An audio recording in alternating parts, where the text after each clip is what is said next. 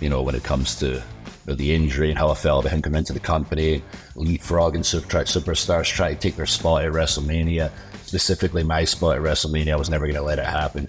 And I took him out and I wanted to let him know, that prayed for this to happen. And the way people reacted, it was like a delayed reaction, but oh my God, you just say that, I could feel it in the arena.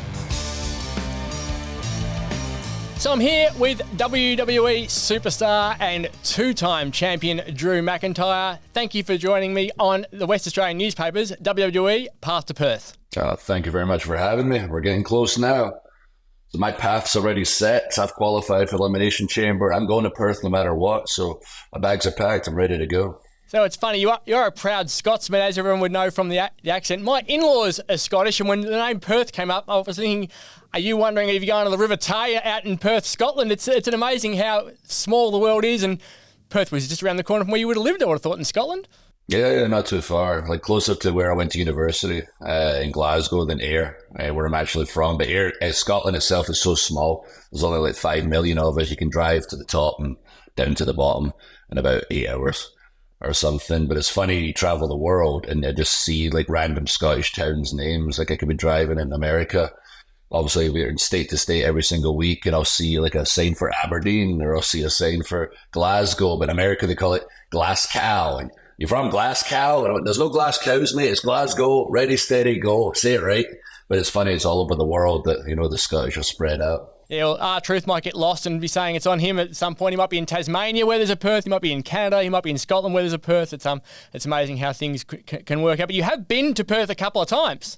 I was going to say, I think R-Truth gets lost to someone else. But yeah, I have been here in Perth a couple of times. It was awesome each time I've been there. I know we're talking about it before we got on the air. It is so far away, but it's such a beautiful place. The people are awesome. It reminds me of being, back home in Scotland, except with good weather. The banter's there.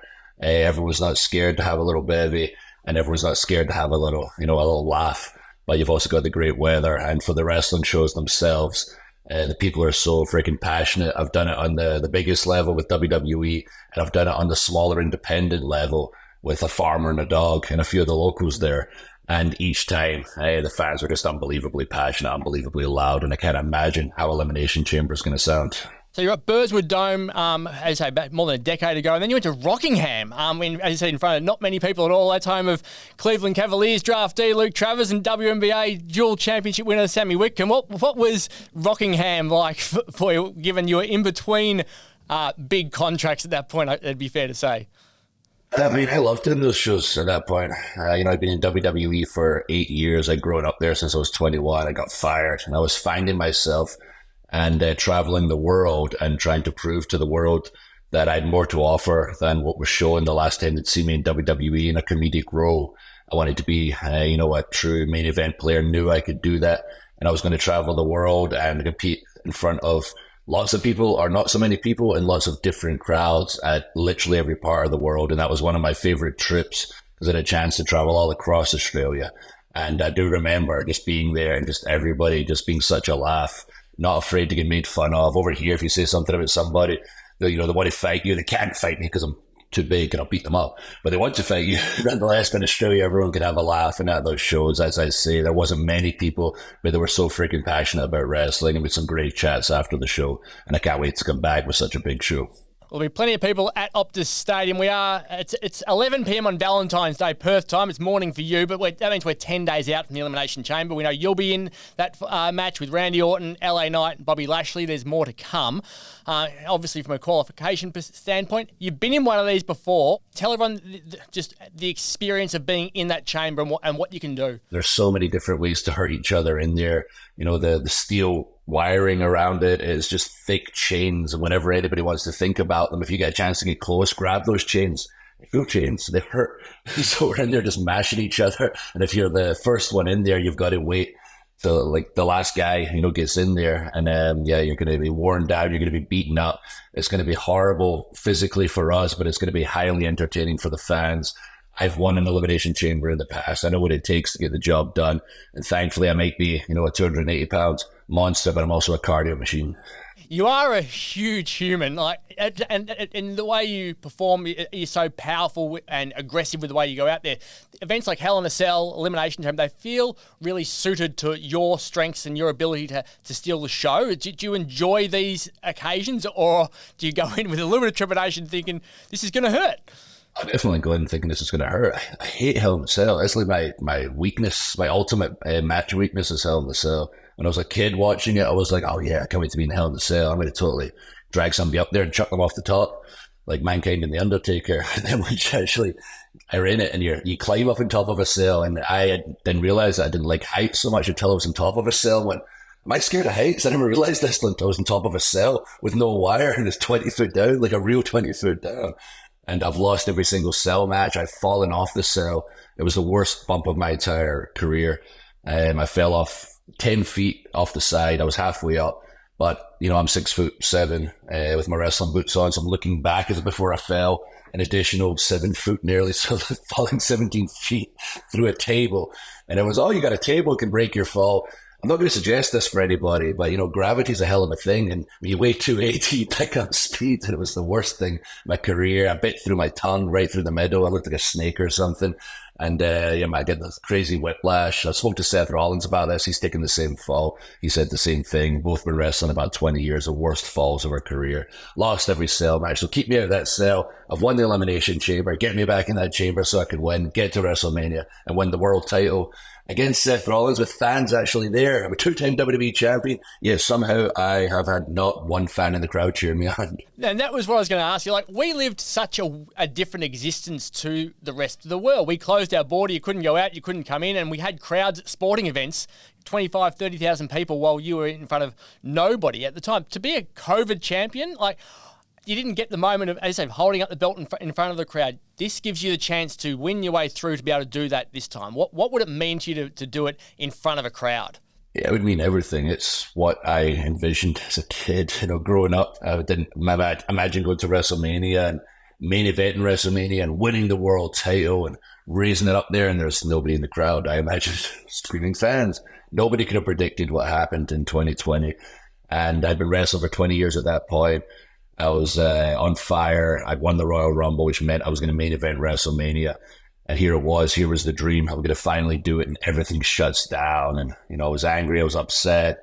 And once I realized the gravity of the situation, how many people were scared and suffering, and WWE was going to be the only original content, basically pushing forward, giving everyone something to tune into weekly, and I would be, potentially the champion and the one that's going to steer in the ship to get them through that time and give them a constant in their life. I thought, okay, this is the most important thing I'm probably going to do in my life and my career. My ups and downs have prepared me for this moment. So I won the title. There was not the adrenaline surge of thousands of people cheering or 40,000 people like there was 3 months prior when I won the Royal Rumble screaming for me when I won. It was silence, but I had a very personal moment. Everyone got to see on camera at WrestleMania when I won the title. They got to see the journey through my eyes when I was thinking about all the sacrifices, not that I've made, but my family has made, being so far away from home, missing wedding, birthdays, funerals at times for so many years. I finally did. I was champion, and it was their moment too. So people got to see that personal moment on camera, and we went through an interesting time, and I'm very proud of it. But the thing that I wanted my whole life is to be world champion with fans actually there, so I could take that title back home to Scotland and give it to my dad and say, I'm sorry, I've been chasing the dream for so many years, but I did it. I'm the world champion, and you can actually hold it this time. So basically, the last 2 times I won the title was for everybody else, was for the world during a difficult time where I had to step up. This time I win the title is going to be for me. That's clearly motivated you to make sure that you can get back into that position and do everything right to make sure that your career is going in the right direction, and that you can have that's been in the back of your head clearly for a long time, that you wanted that crowd moment. Yeah, 100%. That's been the goal since we got through the COVID times. I'm glad we're able to keep it as normal as possible, because there was a lot of people obviously suffering during that time, scared during that time. I spoke to a lot of them on Zoom calls every day. I was nonstop, on the internet. And like I said, it's the proudest moment of my career, just giving people an escape. But I really, really, really want that moment with fans there. So at Perth, that's a great start to see what it's going to feel like being in front of so many loud, passionate, crazy fans. They're just mental like me. They're going to have a heck of a party after the show. We'll have that moment. We'll have that celebration when I win the chamber. Then I'll be out after the show. Everyone can give me some advice. Give me a slap in the arse, and I'll head to WrestleMania and win that title. Well, for all people who are watching, make sure you do go to ticketmaster.com.au. There are still some amazing tickets available for you if you want to go and watch this event. So head to ticketmaster.com.au. If you're interstate and you can't get here, you can watch it on Binge. Now, the storytelling with you lately has been phenomenal. I loved your promo with CM Punk. I thought it was amazing. Everyone knew it was a freak accident, and you sucked us in with your talking of, you could relate with him and you could talk about empathy, and then you'd say, I prayed for this and it happened, and you sort of went, yeah, this is cool. Did you know you had something special before you even stepped in the ring with that promo? I mean, to me, but that's kind of the thing right now, is there's just this freedom in WWE, especially for people that the company can trust to go out there and be you and be what you feel is right within reason. Like the certain ones of us they can trust on the microphone, and there really is that feeling of go out and try some stuff. And a lot of it to me is, I think this is hilarious. I think this works for the character. I think this is going to be a heck of a moment. And I want to build him up and like build Punk up about I can relate to him and say truthful things. Everything for me is got to be based in truth for me and the character, because if it's real to me, it's real to everybody else, and you'll feel it. And Punk and I did have issues when I was younger. All that stuff's true. And I went in there and told him, I've been through injuries. I've had moments taken away from me because of it. I can understand that. He spoke about one of his friends, going through chemotherapy and how that's a real hero. And I, said I could relate to that. I didn't know that until I was watching backstage. And, my mother went through the same. Unfortunately, that's how she passed. And I told him the truth. I can relate to all this stuff. But, when it comes to the injury and how I felt about him coming into the company, leapfrogging superstars, trying to take their spot at WrestleMania, specifically my spot at WrestleMania, I was never going to let it happen. And I took him out, and I wanted to let him know, that I prayed for this app. And the way people reacted, it was like a delayed reaction, but oh my God, you just say that, I could feel it in the arena. And then the next line I think I said was, after the Rumble, when I got eliminated by him, I couldn't sleep. I'd let myself down. I'd let the world down. Not winning that Rumble, but more specifically getting eliminated by Punk. And then the next day I found out they'd torn his tricep off the bone. And that night I slept like a baby. Then I headed into Raw with a big smile on my face. Then attacked him and stomped his tricep, chucked him back out the door and said, right, where were we? Oh yeah, me main event in WrestleMania. That's right. Bugger off, Punk. It's such a weird scenario to be. As you said, you're trying to blur lines a bit and use some reality that everyone knows as well as your character. But it was a freak accident that hurt him, but you've got to use that and use his disappointment and your elation at the same time. How do you manage a scenario like that where, he's devastated, you're excited, and as two humans, you're going out there to perform, but as two humans backstage, you've got to have genuine empathy for him. Yeah, I mean, you've got to be professionals. I don't wish anyone to be hurt, no matter what the personal feelings are, no matter if they are rooted in reality, because they are.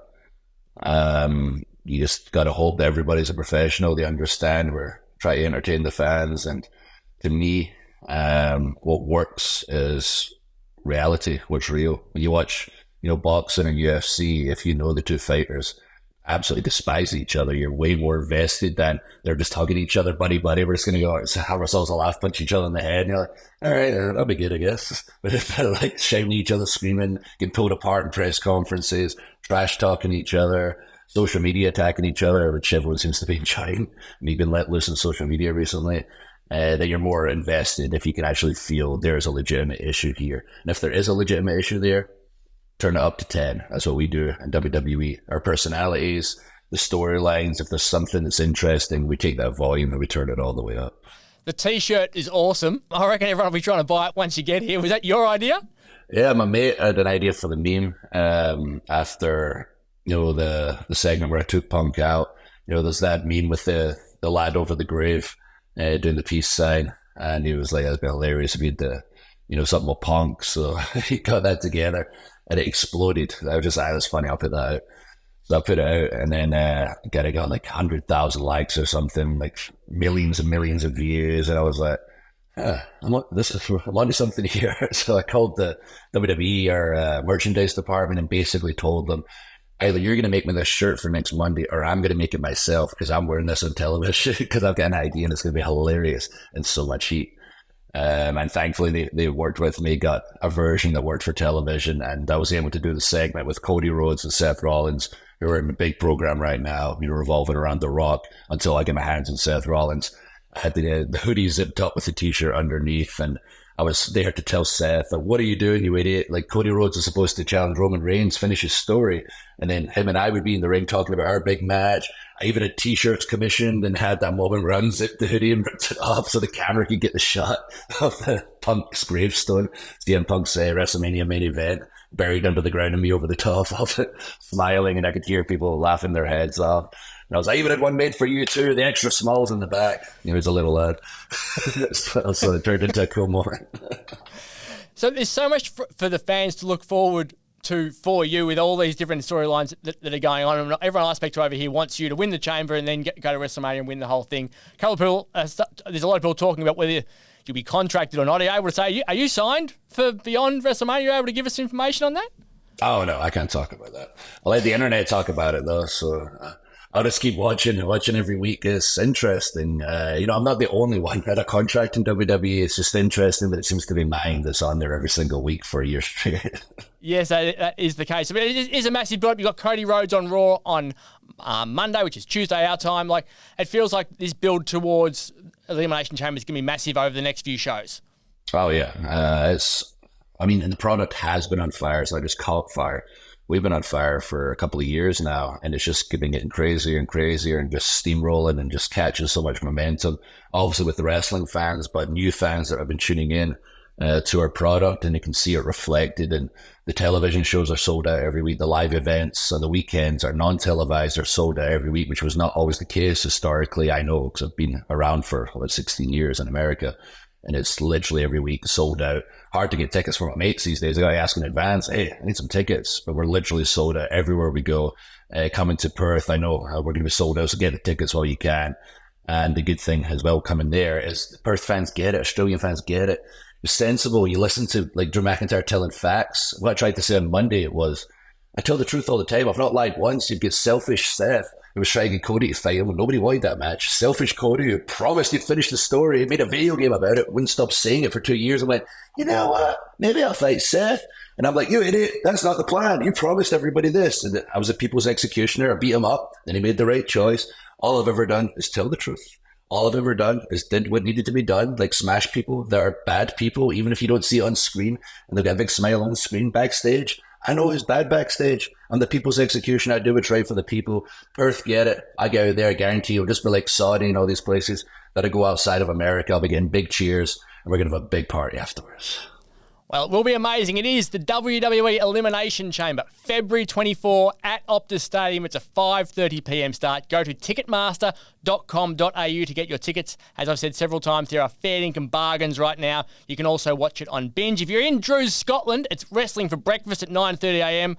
My rellos are from Govan Hill and Pennycook, so if you're out that way, you can have a good time as well. You can read all your news about the Elimination Chamber in the West Australian newspaper and at thewest.com.au. Drew McIntyre, thank you so much for joining us on WWE Path to Perth.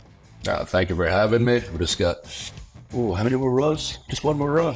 Oh, I got to fight Cody Rhodes, that's right. Damn, Cody might not finish his story. I'm going to batter Cody next Monday, and I'll see you all in Perth.